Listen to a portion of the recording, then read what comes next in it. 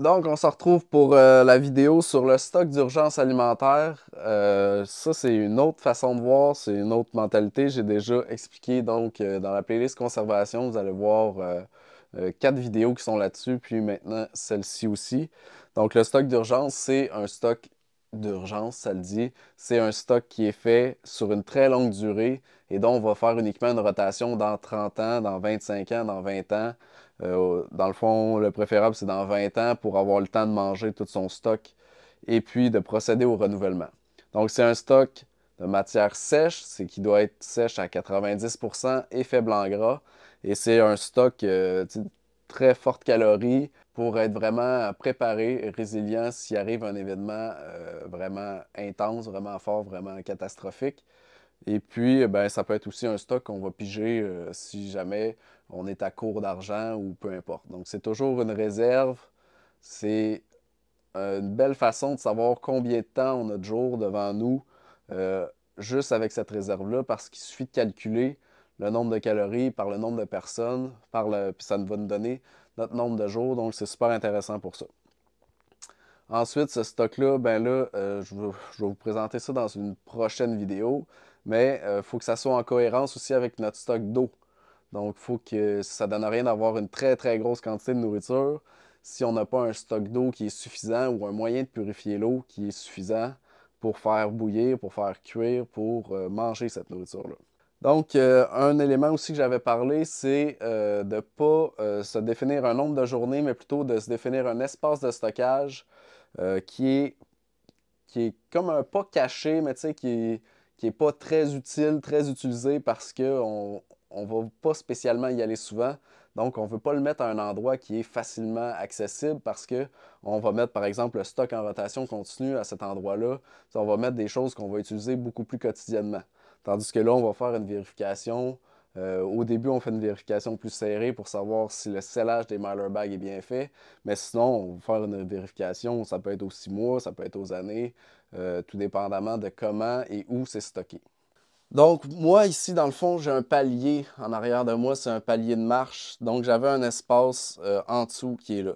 Donc, ce que j'ai décidé, et évidemment, toutes mes choses sont sur roulette. Si vous êtes habitué de voir mes vidéos, quand c'est sur du ciment, c'est sur roulette. Donc, je vais sortir ici mon premier coffre.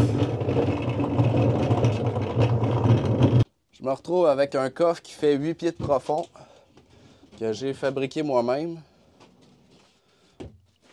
avec des couvercles aussi.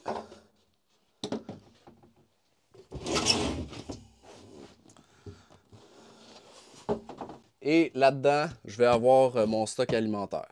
J'ai un autre coffre aussi, on va le voir. Dans le fond, dans le premier bac, je vais avoir tout ce qui est relié à panne électrique. Donc là, je ne l'ai pas encore tout complété, donc je ne vous le présenterai pas nécessairement. Mais dans les autres, ben, on a toutes les Myler bags. Donc dans les autres, on a l'emballage avec toutes les Myler bags. Donc on a un exemple ici, pois jaune entier avec la date. Puis, tout ça est conservé pour la très longue durée. On a les fameux packs de Jello, dont je savais que plusieurs personnes commenteraient. La base de poulet. Bref, tout ça, je vous l'ai déjà expliqué, donc j'en reparlerai pas nécessairement. Mais on a ici 3 bacs avec la nourriture de conservation longue durée, donc mon stock de nourriture d'urgence. Les bacs à roulettes, ben, je les ai faites moi-même parce que c'était dimensionné comme je voulais. Aussi, j'ai fait un joint de silicone. Je pense que j'ai une photo, je vais vous mettre une photo. Mais j'ai fait un joint de silicone donc au bas tout le tour pour que ça fasse un peu plus hermétique si on veut, pour pas que les insectes puissent rentrer. J'ai un joint de silicone ici dans le fond. Puis j'ai mes couverts que je mets par-dessus. Ensuite, ben, j'ai choisi la couleur encore une fois blanc pour avoir un contact visuel rapide, tout de suite pouvoir identifier s'il y a des saletés, s'il y a des insectes, s'il y a quelque chose. Une petite crotte de souris, tu le vois tout de suite sur du blanc. Tandis que si c'est sur une autre couleur, c'est beaucoup plus facile, beaucoup plus difficile, pardon, à discerner. Puis mes bacs, ben, je me suis fait des petites languettes comme ça pour que ça soit plus tight. Pour qu'ils tiennent bien. Donc ça, c'est le premier bac. On va l'enlever. Autre point important, dans le fond, ici, c'est frais. C'est un petit peu humide. C'est pour ça que j'ai mis beaucoup d'attention pour que ça soit bien scellé, pour que ça soit bien entreposé. Évidemment, j'ai une sump pump qui est juste ici, mais c'est pas non plus excessivement humide comme endroit. Ensuite, ben, j'ai un autre bac. Je vais peut-être vous montrer d'ici. Ensuite, ben, j'ai un autre bac qui est juste là. Puis j'en ai un autre là.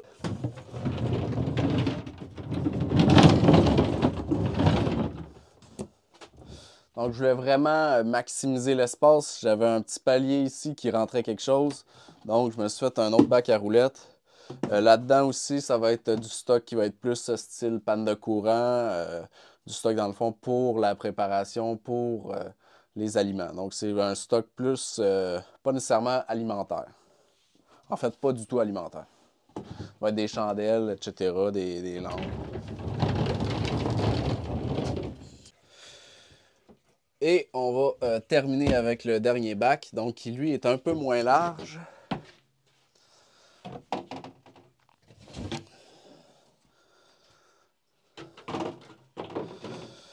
Lui, dans le fond, il y a 2 bacs de nourriture. Ici, il me reste encore de l'espace, donc je vais mettre quelque chose.